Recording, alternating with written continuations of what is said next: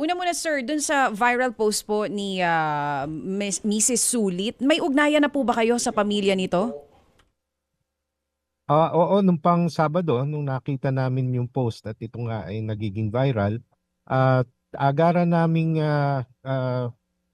kinausap o we reached out to yung ating asawa ng ating namayapang member. At tiningnan namin ano ba yung mga na experience niya. At base nga doon, sabi namin ay tutulungan namin dahil sa tingin namin may makukuhang benepisyo.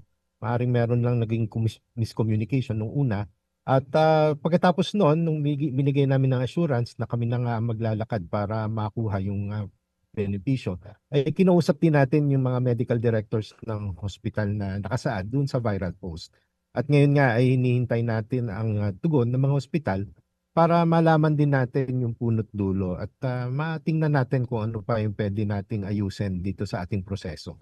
That's good. Doc, para lang po malinaw sa publiko, ano po ba talaga ang panuntunan ng PhilHealth sa mga pasyente na hindi umabot ng 24 hours sa ospital? Talaga po bang hindi eligible po yan for PhilHealth?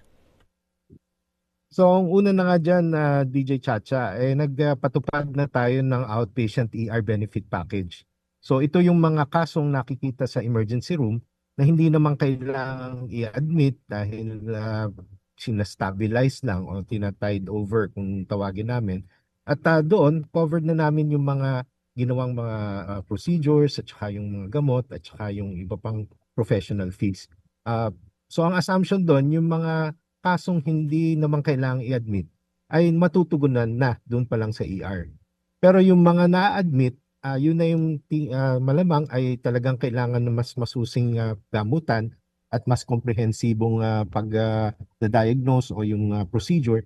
At yun, meron din kaming mga polisiya na kapag sa kasawing palad ay namatay or kaya i-transfer dahil may kakulangan yung isang hospital, ay covered namin kahit hindi pa umaabot ng 24 oras ang kanilang admission sa ospital.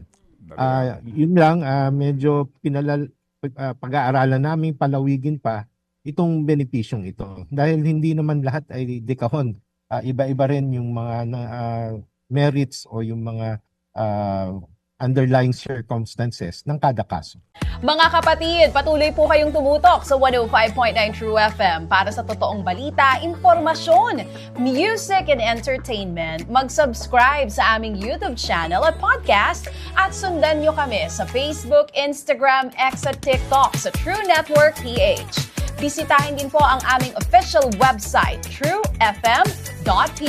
At panoorin din kami sa True TV Signal, Channel 19. Kami po ang 105.9 True FM. Laging true sa'yo, kapatid.